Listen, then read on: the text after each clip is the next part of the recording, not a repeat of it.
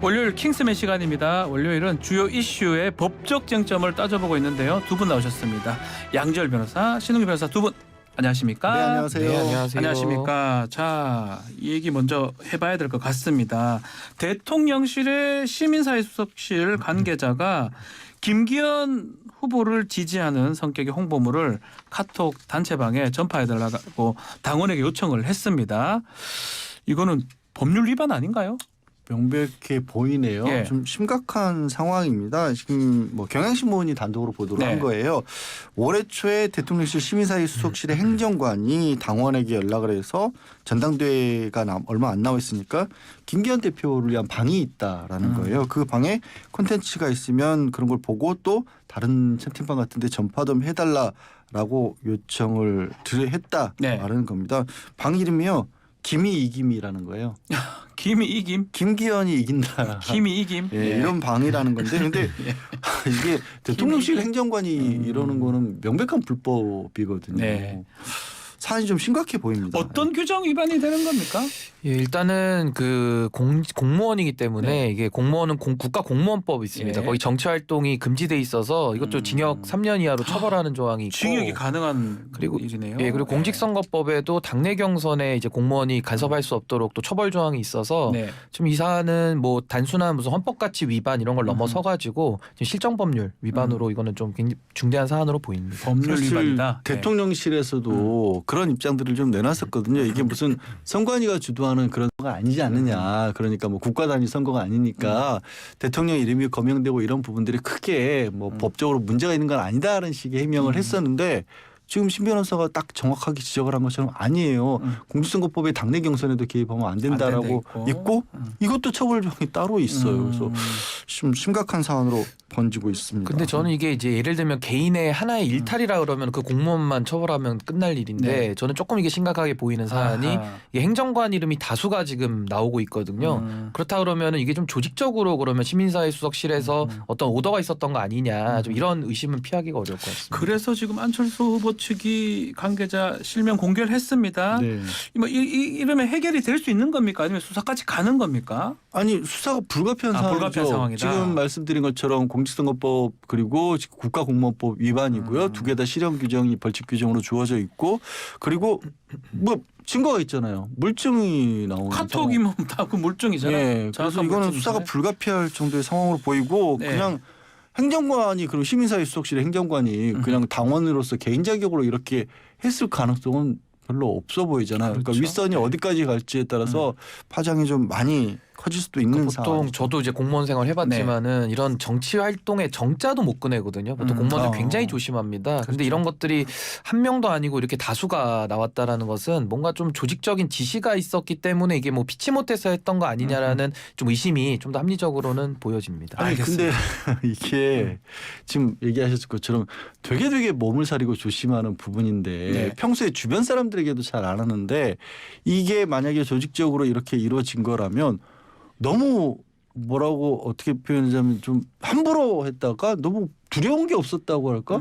대통령실에서 이런 일이 나왔다는 것 자체가 너무 놀라운데요. 알겠습니다. 자, 이 대통령실에서 그러면 이게 좀 어쩌면 대통령실이 제일 중요한 자리긴 한데 아무렇지도 않게 이렇게 하고 있다 이렇게 생각이 드는데 그러니까 그게 좀 걱정되는 그게 거예요. 신은기 변호사님 그거 어떻게 봐야 되는 겁니까? 그러니까 일단은 처음부터도 당무에 개입한다 뭐 이런 논란이 굉장히 좀 심하지 않았습니까? 네. 예를 들면은 뭐 선거에 나오겠다는 그 뭐 민심도 배제하고 또 실제로 피선거권을 가졌던 여러 후보들을 또 주저앉히는 이런 모습들도 있었거든요. 네. 뭐 거기까지는 굉장히 그 당무 개입이라는 애매한 스탠스 속에서 뭐 넘어갔다고선 치더라도 이번 사안 같은 경우는 아예 물증이 나온 사안이고 한 후보를 지속적으로 이런 식으로 지지했다라는 증거가 나왔기 때문에 저는 뭐 수사를 피하기는 어려울 거다 이렇게 봅니다. 알겠습니다. 자, 다음은 일제 강제징용 피해 배상 해법 오늘 발표되는 내용인데요. 결국 제3자 변제안으로 지금 얘기가 나오고 있습니다. 결국 국내 재단이 국내 기업으로 기부금을 받아서 피해자들한테 배상하는 그런 방식으로 하겠다라는 거죠. 네, 계속해서 이미 지난 1월부터 얘기가 나왔던 부분이군요. 말씀하신 것처럼 이제 65년 청구권 협정을 통해서 우리 기업들도 대표적으로 포스코 같은 곳들이 네.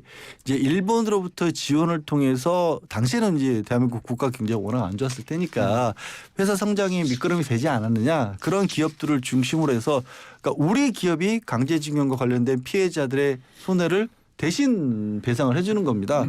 그게 이제 법적으로도 가능은 하다라는 거예요. 가능하다. 그래서 그렇게 해서 배상을 해준 다음에 그러면 우리 이제 강제징용과 관련된 피해자를 지원하는 재단을 별도로 만들고 그 재단에 돈을 출연해서 이 피해자들에게 지원을 해준 다음에 그리고 이제 일본 기업들 문제가 되고 있는 일본 기업들로부터는 뭐 의무사항은 아니고 자발적으로 참여를 해서 이 지원을 해주면 좋겠다라는 식의 그런 구상이고 이거는 지난달 28일이었죠. 최초로 이제 박진 외교부 장관도 이 피해자 유족들 피해자들 대표하는 분들을 한 40명 가량을 만나서 또 설명하는 자리도 가진 걸로 그렇게 알려졌습니다. 이게 피해자들은 지금 상당히 뭐 반발하고 있는 그런 거로 모양으로 보이는데 이게 피해자 중심주의에도 좀 배치되지 않을까요? 어떻게 보십니까? 그러니까 이게 사실은 뭐 과거를 잊은 민족에게는 뭐 미래가 없다 네. 이런 좀 유명한 말도 있는데 사실은 DJ 오부치 선언을 통해 가지고 한일 관계가 좀 이렇게 격상되는 이런 계기도 있었는데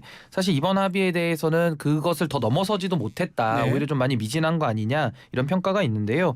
양 변호사님 말씀하신 대로 그런 한일 청구권 협정 속에서 이게 좀 첫 단추부터 좀 잘못 끼워진 부분도 분명히 있는데다가 지금 당사자들이 고령으로 다 돌아가고 계시지 않습니까? 네. 그러다 보니까 정부 입장에서는 좀 시간이 촉박했을 수는 있는데요. 아무리 그렇다고 하더라도 피해자 중심으로 생각을 해야 될 수밖에 없는 사안이고 또 국가적 자존심도 걸려 있는 문제 아니겠습니까? 네. 그래서 저는 좀 더 신중하게 대국민 설득을 더 추진하면서 저는 추진해야지만 효과가 있을 것이다. 저는 이렇게 평가를 합니다. 결국은 지금 2018년도 우리 대법원 판결 그 피해자들 배상하라는 그 판결 자체가 결국은 의미가 없어지는 것 같기도 하고 이 전범 기업들 뭐 미쓰비치나 이런 전범 기업들한테 면죄부 주는 거 아니냐 이런 얘기도 있어요. 당연히 그런 식으로 될 수밖에 예. 없죠. 게다가 지금 이제 우리 윤석열 대통령이 일본 기업들이 참여하는 문제에 대해서 너무 이 일본 기업들을 빨리 끌어들이려고 노력하지 말고 그냥 한일 관계 개선에 집중을 해야 된다라는 네. 쪽으로 얘기를 했다. 이런 보도도 나왔거든요. 신년 업무 보고 자리에서 이런 얘기가 있었다라는 거거든요. 그걸 위해서 이제 한일 문제를 풀어가기 위해서 이렇게 태도를 취했다라는 건데 문제가 우리 쪽에서 이런 입장을 가지고 있다 보니까 네. 일본 정부 입장에서는 굉장히 반길 수밖에 없는 거죠. 반기고 이게 단순하게 반겨서 그러면 우리 일본 기업들도 그럼 나서서 이런 부분에 적극적으로 협력을 해줘라 이런 식으로 반긴 게 아니라 일본에서는 설령 지금 일본 기업들이 자발적으로 좀 도움을 주더라도 적어도 논란이 되고 있는 기업들은 아예 참여를 하지 말라. 그러니까 전범 기업들로 피해자들 같은 경우에는 거기에 대해서는 이 뭐 구상권에 대해서 응하지 말라라는 거고 심지어 우리는 이제 현재 강제징용 피해자들을 지원한다는 재단을 만들었잖아요. 네. 그것도 사실 피해자들은 그 재단을 통해서 지원받는 것도 원하지 않고 있는데 일본 정부의 입장은 그 강제징용 피해자 재단에는 우리 남편이 일본 입장에서 네. 우리 기업들은 그 재단에는 출연도 하지 말라는 거예요. 왜냐하면 그 재단이 강제징용이라는 명칭을 사용하고 있기 때문에. 그러니까 일본의 입장은 강제징용이라는 건 없었다라는 게 일본의 입장인데 그것을 통해서 지원하는 건 어떤 식으로든지 하지 마라. 왜? 그때 당시 문제가 됐던 시기는 뭐 전체적으로 그 한국 역시 그러니까 한반도 역시도 일본 땅이었고 일본 국민들이었기 때문에 거기에 대해서 별도로 배상해 줄 수 없다는 게 일본 정부의 공식적인 그러니까 지금까지 확고한 입장으로 보여요. 자, 지금 또 단독 보도에 따르면 우리 대통령실에서 좀 이거 좀 빨리 좀 해야 되는 거 아니냐. 특히 대통령이 박진 외교부 장관한테 해법을 좀 빨리 발표를 해라라고 하는 과정에서 협상의 주도권을 이번 좀 뺏긴 거 아니냐 이런 또 분석도 있더라고요.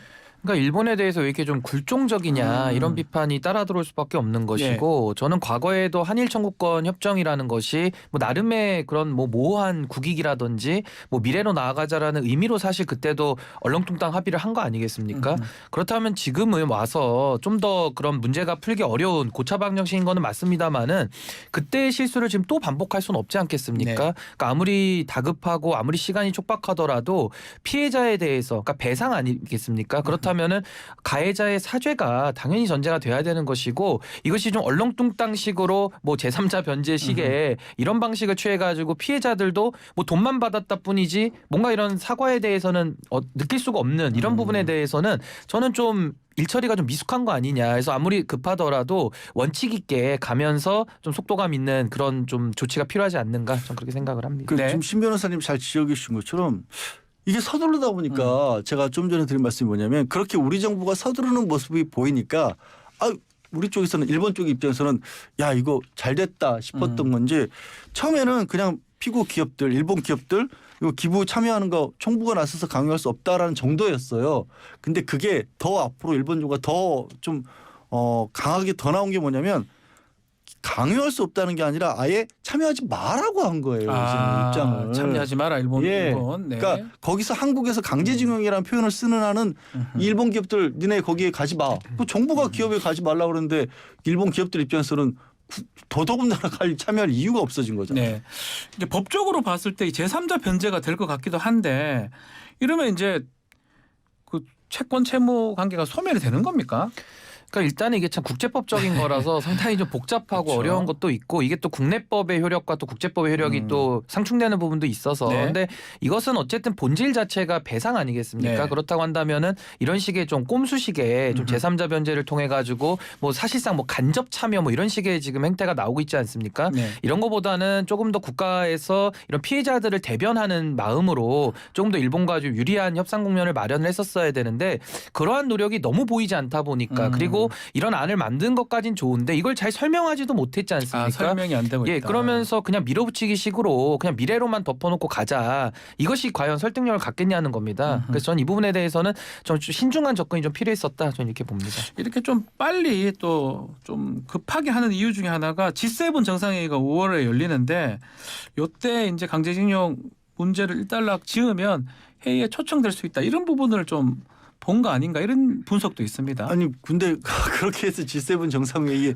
그 초청을 받아야 할 이유가 뭐가 있을까요? 물론 이제 지금 뭐 특히 북핵 문제 이런 것들을 고려해 가면서 한미일 공조가 그 어느 때보다도 중요하다라고 정부에서는 강조를 네. 하고 있는 것으로 보입니다. 그런데 한미일 공조가 그 중요해진 시기에 있어서 우리와 북한과의 관계에 있어서 크게 달라진 부분보다는 네. 미국이 직접적인 어떻게 보면 위협을 받고 있는 상황이기도 하고 일본도 그에 못지않을 만큼 강하게 위협을 받고 있는 상황인데 그러면 우리 입장에서는요 뭐 오히려 우리가 조금 더 주도권을 쥐고 갈 수도 있는 거거든요. 미국 입장에서도 아니 일본과의 그 가치 공조가 그렇게 중요한 상황이고 한국도 참여가 중요한 상황이면 우리 쪽의 입장을 조금 더 들어주라라고 얘기를 할 수 있는 상황인데 거꾸로 가버렸어요. 아하. 저는 그 부분이 사실 좀 이해가 안 가요. 알겠습니다. 이 정도로 하고요. 자, 3.1절에 있었던 그 일장기 사건 기억을 하실 겁니다. 그 세종시 시민이 이번에 주민들하고 언쟁을 벌리면서 유관순이 실존 인물이냐 이런 영상이 또 공개가 됐습니다. 이 논란이 되고 있는데 또 항의하러 온 주민들 주거 침입으로 이렇게 수사 의뢰를 했는 것 같아요. 처벌이 가능한 건가요?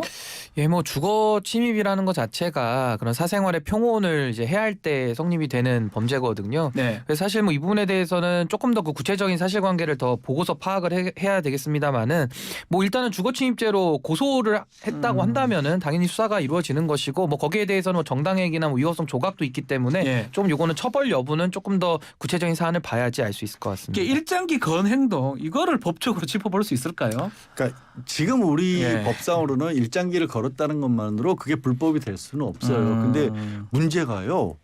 이 일장기를 건 시민들이 내보였던 인식이라고 해야 될까요? 네.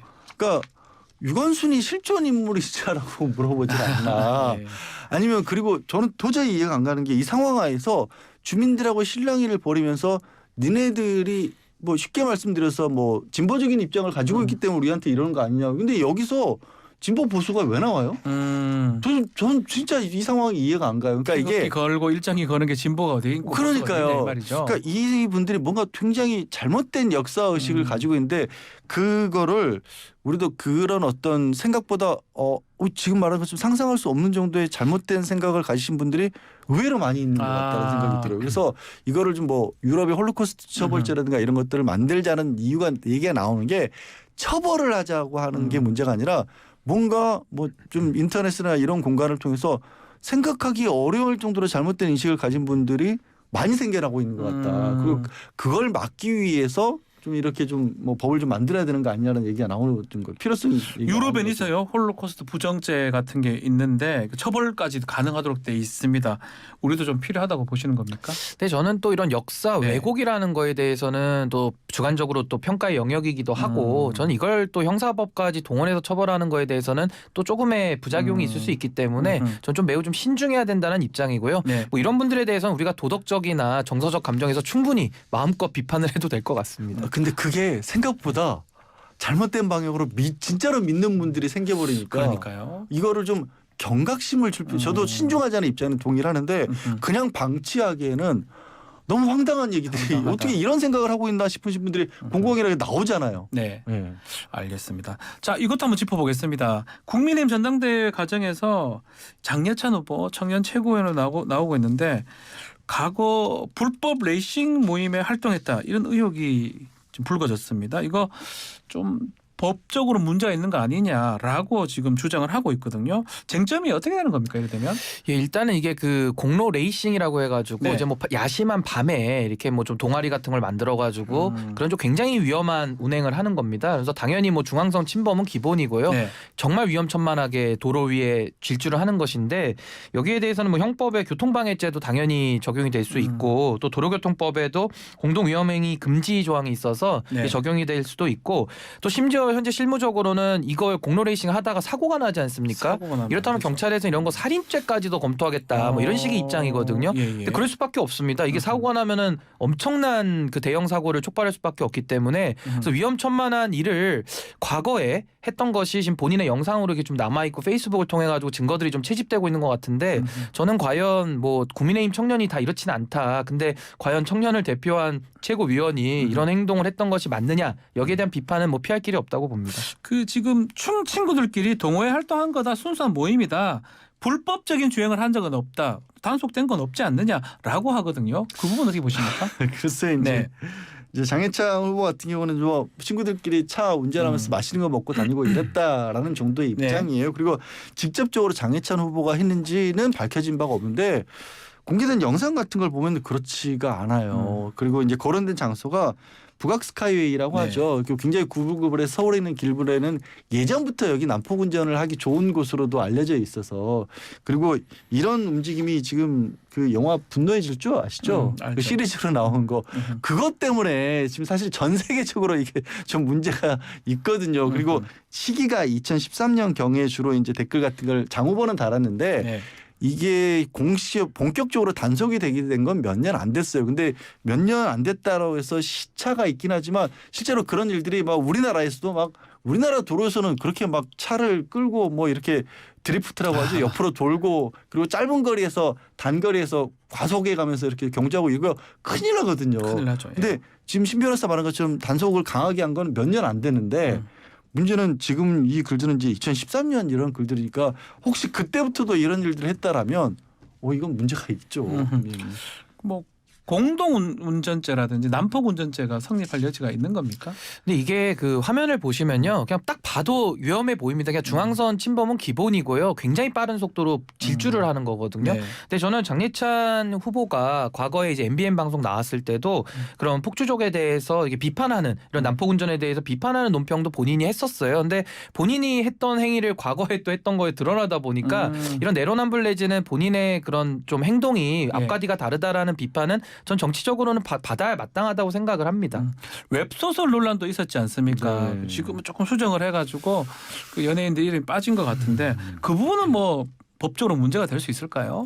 사실 해당 연예인이 본인에 대한 뭐 명예훼손이나 모욕 같은 것들로 충분히 문제 삼을 수도 있을 만큼 저는 좀 놀라긴 했어요. 근데 예. 수정을 했고 뭐 당사자가 나서지 않는 상황이라면 또 연예인이 그런 문제를 더 크게 법적으로 논란을 본인도 피하고 싶겠죠. 네. 근데 조금 그냥 단순하게 창작의 자유로 표현의 자유로 얘기하기에는 상당히 좀 심각해 보였던 건 사실이죠. 사람 이름이 누군지 알 수 있는 이름이 나가고 그 내용 자체가 그 사람의 명예를 실추시킬 수 있기 때문에 그렇다는 것 같은데. 그게 유명 연예인이 아니었으면 그런 식으로 이렇게 좀 엮었다는 표현도 이상하긴 합니다만 표현을 안 했겠죠.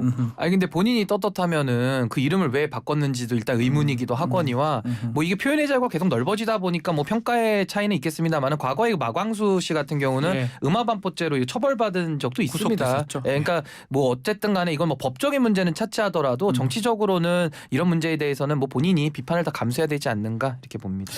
알겠습니다. 자, 좀 시간 얼마 안 남았지만 이거 한번 다뤄보죠. 미국의 반도체 지원법 파장이 좀 커지고 있는데 미국 내에서도 이거 너무한 거 아니냐 이런 비판이 나오고 있는데 이거 짧게 어떤 내용인지 좀 쉽게 좀 설명 좀 해주십시오. 저도 이게 뭐냐면 네. 쉽게 말해서 미국이 지금 바이든 대통령이 반도체 산업에 있어서는 원료의 시작부터 시작해서 판매까지 전부 다 미국이 다 주도권을 쥐겠다라는 그런 입장을 가지고 있어요. 예. 그래서 미국 땅에 반도체 공장을 지으면 10% 가량의 지원금을 줄 수 있다라고 얘기를 하고 있는데 네. 문제는 지원금만 주는 게 아니라 그러려면 기업 내부 정보라든가 기업에 대한 시설에 대해서 미국 정부가 들여다볼 수 있다라는 거예요. 게다가 그다음에 이 수익의 초과분 같은 경우는 이 생각보다 많은 금액을 또 우리가 환수해 갈 수도 있다라는 거고요. 더 중요한 건 중국에 이 반도체 기업들이 중국에서 이 활동을 하게 되면 이걸 또 안 준다라는 거예요. 얼핏 봐도 지금 추가 수익 보조금 환수한다 그러고 중국 투자는 못하게 만들어 놓고 기술 정보하고 재무 자료 다 요구하고 있고 이거 뭐 너무 과잉된 법 같기도 하고요. 이게 자유시장 경제에서 있을 수 있는 일이 미국 법이 이게 모르겠어요. 가능한 건가요? 근데 뭐 일단은 미국에서 이렇게 세게 네. 나오고 있는데 이게 사실은 근본적인 원인은 미중 패권 경쟁 아니겠습니까? 그 틀 안에서 사실은 여러 기업들 특히 한국 같은 나라는 이제 피해를 볼 수밖에 없는 상황인 건데 사실은 이것이 어떻게 보면은 WTO 체제가 이제 균열을 넘어서 좀 붕괴 체제로 가는 거 아니냐 이제 이런 생각도 들고 어떻게 보면 미중 갈등 속에서 이제 대한민국도 조금의 좀 제3의 길에 좀 영역을 뚫어야 되는 거 아니냐 좀 이런 생각도 하거든요. 그렇죠. 그래서 아무래도 미국에 대해서 아무래도 우리가 의존을 많이 하고 있기 때문에 어허. 이런 정책들이 상당한 기업들에게 부담이 될 것은 자명해 보입니다. 법이 뭐 미국 법이기 때문에 우리가 뭐 어떻게 할 수는 없는데 만들어질지 이거 좀 봐야 될 것 같습니다. 네, 알겠습니다. 자, 오늘 킹스맨 여기서 마무리를 하겠습니다. 양지열 변호사, 신은규 변호사 두 분 감사합니다. 네, 고맙습니다. 네, 감사합니다.